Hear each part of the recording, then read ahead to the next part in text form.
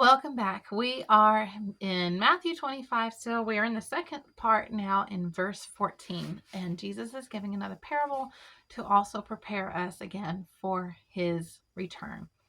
So let's read. Again, it will be like a man going on a journey who called his servants and entrusted his property to them.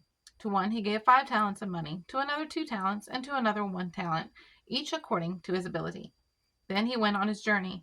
The man who had received the 5 talents went at once and put his money to work and gained 5 more. So also the one with the 2 talents gained 2 more. But the man who had received the 1 talent went off, dug a hole in the ground, and hid his master's money. After a long time, okay, we notice this again as he's saying this, and he just talked about this in yesterday's portion. After a long time in coming, the master of those servants returned and settled accounts with them. The man who had received the 5 talents brought the other 5. Master, he said, you entrusted me with 5 talents. See, I have gained 5 more. His master replied, well done, good and faithful servant. You have been faithful with a few things. I will put you in charge of many things. Come and share your master's happiness. The man with the 2 talents also came. Master, he said, you entrusted me with 2 talents. See, I have gained 2 more. His master replied, well done, good and faithful servant. You have been faithful with a few things. I will put you in charge of many things. Come and share your master's happiness. Notice that it was the exact same phrase that was used. Both received the same praise, even though their amounts were in different quantities. But they were both showing responsibility and seeking to please the master out of love and respect. And because of that, they both received the same reward. Then the man who had received the 1 talent came. Master, he said, I knew that you are a hard man, harvesting where you have not sown and gathering where you have not scattered seed. So I was afraid and went out and hid your talent in the ground.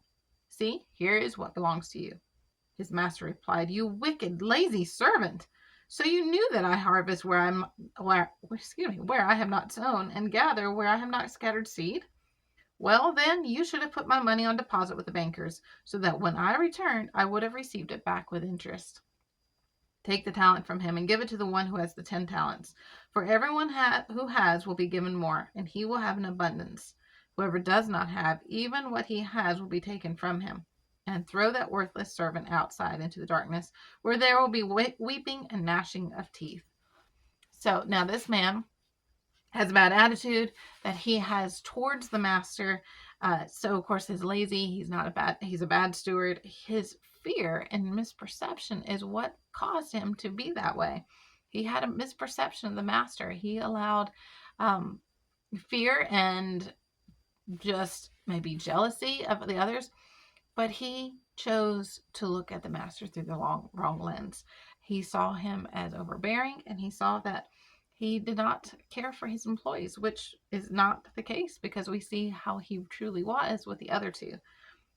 So this man was very self-centered, and a narcissist, self-centered person will see through the wrong lens. They will only see through their perspective, and they won't hear anybody else's wisdom.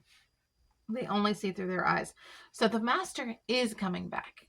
All 3 of them knew that the master is coming back. It wasn't a question whether or not he was. They knew he is coming back.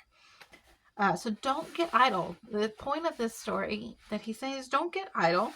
You know he's coming. We know that Jesus is coming back a second time. And don't just bide your time. Just if you remember back in, I think we talked about this before, in Y2K, that's pretty much what the church did. We buried our heads in the sand, expecting that Jesus was coming back. So before that, everyone was kind of preparing for it. But because they buried their heads in the sand, we didn't get into positions of authority within our country. We didn't get involved with the government. We didn't get involved with entertainment. We didn't get involved with a lot of important things that would have set our culture on the right course. But instead, the church buried its head, and we became silent because we were expecting Jesus to come back anytime and to rescue us from this. And we gave up important seats of authority within our nation. So he's saying, don't do that. Don't give up and just bury your head in the sand. Don't bury your talents. Go and put it to work. Increase your investment of what I have given you. Invest, multiply it, put to work what I have given you. I have given certain skills, talents, things that are inside of you that only you can do because it's entrusted to you. Don't bury it. Use it for God's kingdom. And keep at it until he comes. When he comes, then he can take it back. But keep at it.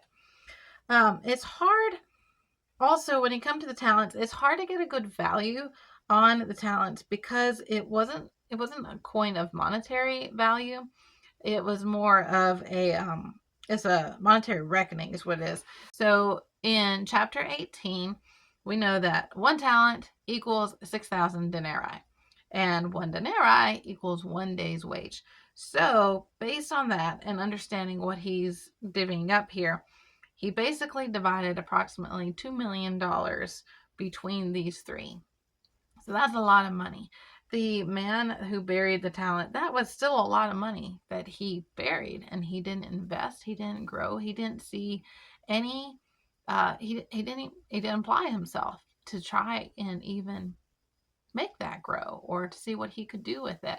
Even if he had worked and put that to good use, to grow it in some form, even a small form, he did nothing. He just buried it and pretty much sat on his hands. So that is not what God wants us to do. You see the signs, you know about when he's coming back, and you get prepared. But his coming will be fast. And like we talked about with last week, if an owner of a store wants to see if his employees are actually doing well, there's a surprise inspection. And this is what is going on here too.